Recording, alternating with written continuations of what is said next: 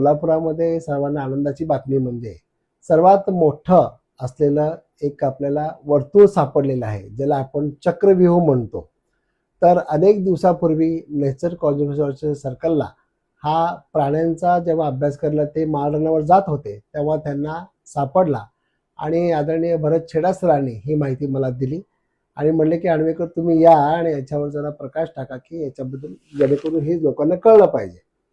मग ज्या वेळेला मी ते प्रत्यक्ष पाहण्यासाठी गेलो आणि त्याचे काही छायाचित्र मी काढले आणि ते काढल्यानंतर आमच्या वरिष्ठ संशोधकांना त्याच्याबद्दल मी चौकशी केली, तर अनेक लोकांनी सांगितलं की हे कातळ शिल्पाच्या प्रकारामध्ये मोडणारं शिल्प जरी असलं तरी याच्यावर अभ्यास करणारे हे महाराष्ट्रामध्ये फार कमी व्यक्ती आहेत.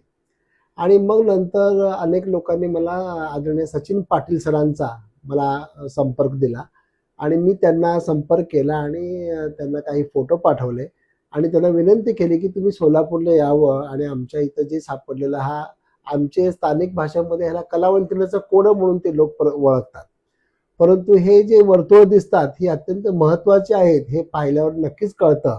तर याच्यावर सखोल संशोधन व्हायला पाहिजे, म्हणून तुम्ही एकदा जरूर भेट दिली पाहिजे असं जेव्हा विनंती केली तर त्यांनी काल सोलापूरला आले होते आणि सचिन पाटील सरांनी हे सगळं पाहिलं आणि त्यांनी सांगितलं की हे अत्यंत महत्त्वाचं 15 चक्कर असलेलं हे चक्रव्यूह आहे, जे की दगडाच्या विविध लहान मोठ्या गोट्यापासून बनवलेलं आहे आणि हे साधारण 2000 वर्षामागचं आहे. हे निर्मितीचं कारण त्यांनी असं सांगितलेलं आहे की हे रोम काळातलं आहे. रोमन व्यापारी जेव्हा भारतामध्ये आले होते, जे ज्या ज्या मार्गाने प्रवास करत होते त्यांच्या प्रवासामधला महत्त्वाच्या पाऊल खुणा म्हणून याची नोंद त्यांनी केलेली आहे. अर्थात सोलापूरच्या परिसरामध्ये आमच्या आदरणीय माया पाटील मॅडमने अनेक ठिकाणी उत्खनन केलेलं आहे, त्याच्यातून सातवाहन काळातील वसाहतींचा शोध लागलेला होता.